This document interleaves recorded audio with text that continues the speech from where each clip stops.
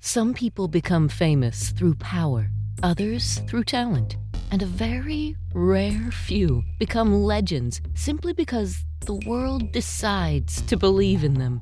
In the late 1800s, San Francisco was booming. Gold had transformed it from a rough frontier town into one of the fastest-growing cities in America. Wealth poured through its streets. Railroads expanded. Businesses exploded overnight. And among the businessmen trying to build fortunes, there was a man named Joshua Norton.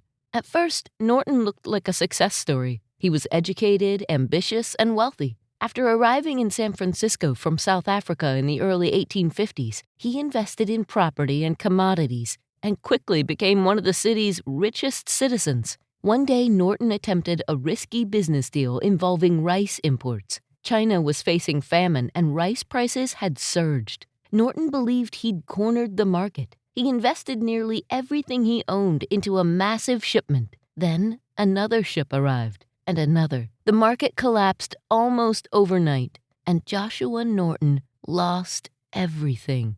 Most people assumed his story was over, but then something strange happened.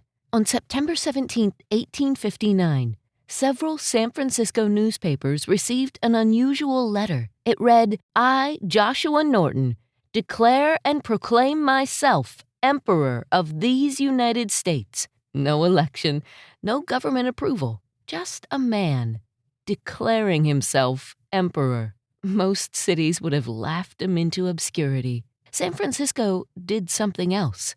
They played along. At first, it was a joke. Newspapers printed his proclamations because readers found them entertaining. Norton wandered the streets dressed in blue military uniform, decorated with brass buttons and a feathered hat. He inspected sidewalks and bridges as if conducting official imperial business. Restaurant owners fed him for free. Theater operators reserved him the best seats in the house. Shopkeepers accepted currency he printed himself. Police officers saluted him on the street, and slowly, Joshua Norton stopped being a punchline.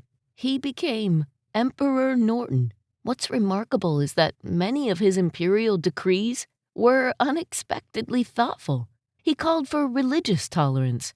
He criticized political corruption. And decades before it became reality, he proposed building a bridge connecting San Francisco to Oakland. People laughed at that idea, too, until the Bay Bridge was eventually built almost exactly where he imagined it. But perhaps the most extraordinary part of the story wasn't Norton himself. It was the city around him. In a time when mental illness was poorly understood and often cruelly treated, San Francisco chose kindness. Instead of humiliating a broken man who had lost everything, the city gave him dignity and a role to play. For more than 20 years, Emperor Norton wandered the streets of San Francisco as its unofficial monarch. Then, on a rainy evening in January of 1880, Norton collapsed while walking to a lecture. Before he could be taken to a hospital, he died on the sidewalk. The next day, newspapers across the city carried headlines mourning him. And when his funeral was held, an estimated 10,000 people lined the streets to pay their respects. Think about it. A man with no kingdom, no political office, no real power whatsoever, was mourned like royalty. Because somewhere along the way, an entire city had decided that compassion mattered more than reality. And perhaps that was the real twist of fate. Joshua Norton proclaimed himself Emperor of the United States.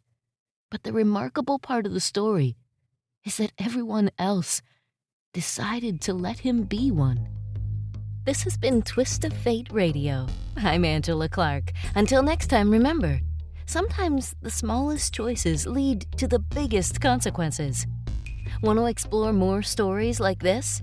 Visit twistoffateradio.com. There you can read more details about this story and others like it. Plus, you can submit your own Twist of Fate story to be considered for a future episode.